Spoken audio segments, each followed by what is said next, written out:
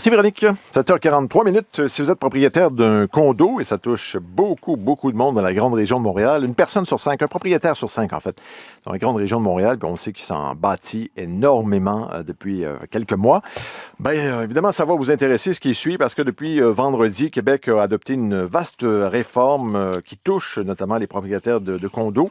Il faudra sortir le chéquier si vous êtes propriétaire parce on devra mettre plus d'argent pour le fonds de prévoyance. C'était une réforme qui était réclamée depuis longtemps. On en parle avec l'avocat Yves Jolicoeur qui milite, lui, depuis des années justement pour qu'une loi comme celle-là soit adoptée. Bonjour. Bonjour. Merci d'être là. Un plaisir. C'est nécessaire de réformer? Très nécessaire parce que actuellement, le marché des assureurs en matière de copropriété commence à délaisser ce marché de la copropriété. Les prêts augmentent, les franchises augmentent. Donc, il y a réellement un état de vétusté avancé en matière de bâtiment à copropriété. Et on a un bâtiment qui commence à être ancien, il a en moyenne 29 ans d'existence. Donc, il y a un déficit chronique d'entretien et de provision pour les travaux futurs. Oui, on dit que la moitié des copropriétés à Montréal ont été bâties avant les années 2000. Donc, qu'est-ce qui change concrètement, là? Qu'est-ce qui change? C'est vraiment la culture qui va changer parce que la notion de carnet d'entretien n'existait pas. Chez les copropriétaires, souvent, on faisait des travaux quand il y avait un sinistre, etc. Donc, obligation prévue dans la loi de se bâtir un carnet d'entretien fait par un professionnel et ultimement faire une étude de fonds de prévoyance, c'est-à-dire d'établir les sommes qu'on doit annuellement verser dans le fonds de prévoyance. Parce qu'actuellement, dans plusieurs copropriétés, les gens font ça de façon aléatoire. Parfois, ils n'en mettent pas. Et finalement, on se ramasse avec des grosses cotisations spéciales. Oui. Donc là, ça sera obligatoire, ça.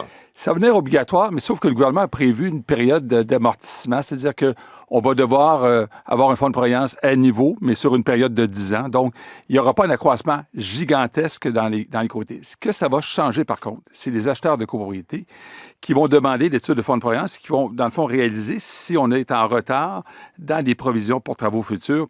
Et j'ai l'impression que les prix vont se monnayer en fonction de l'état du bâtiment. Oui. Donc, mettre plus d'argent. Quand vous parlez de carnet de prévoyance, c'est-à-dire qu'on va devoir s'asseoir, s'interroger et se dire, je ne sais pas, moi, dans 5 ans, la toiture est à refaire, ça va coûter 50 000. En fait, il y a deux choses. Dans un premier temps, comme une voiture, ça prend un entretien régulier. Oui, un carnet d'entretien. On va commencer par le carnet d'entretien. Si j'ai un bon carnet d'entretien, mes composants du bâtiment vont avoir une durée de vie utile plus grande. Et à partir de ce moment-là, je peux provisionner, voir une prévision de quand je vais changer ma toiture, les fenêtres, etc. Mais si vous n'entretenez pas, bien évidemment, la durée de vie utile de ces composantes-là est moindre et les calculs mathématiques ne sont pas bons. Oui.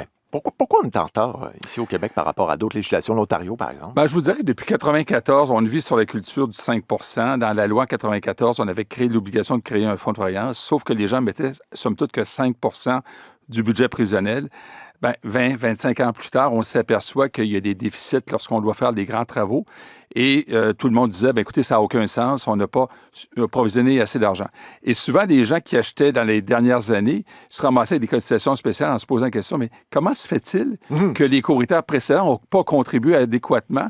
Pourquoi moi, je dois payer une cotisation spéciale pour un état de vétusté dont a profité, dans le fond, les copropriétaires précédents? Donc, c'est ça, parce qu'ils n'avaient pas mis assez d'argent. Puis là, on se retrouve, il faut refaire, j'en reviens encore la toiture, parce que ça coûte cher. Évidemment, contribution spéciale. Meeker? Maître Jolicoeur, comment on va s'assurer en fait que tous les syndicats de copropriété soient au courant et une bonne formation, parce que ça, c'est souvent un problème. Moi-même, j'habite en condo et nos gestionnaires, si on veut, sur le conseil d'administration sont toujours submergés de nouveaux documents, de nouvelles lois qu'il faut apprendre, de nouveaux détails. Ils ne sont pas au courant de tout, puis on manque de ressources, là. Écoutez, il y a un organisme que j'ai fondé il y a 20 ans qui s'appelle le Regroupement des gestionnaires équitaires du Québec. On fait énormément de formations.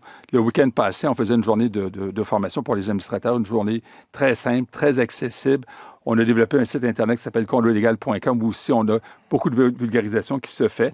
Donc, la formation est accessible, mais je vous dirais que c'est plus une question de culture parce que les gens achètent un appartement comme si on demeure à l'hôtel. On se dit, on prend la clé, on rentre là, puis ce qui se passe ailleurs dans le bâtiment.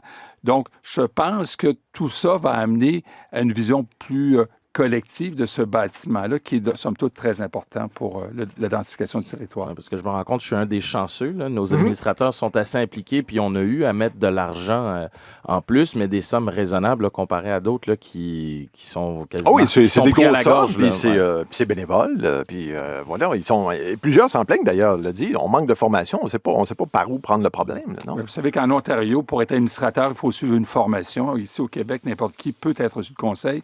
Mais l'autre chose aussi, c'est que plus ça va devenir lourd, moins on va avoir des gens qui vont vouloir se présenter bénévolement sur un conseil d'administration.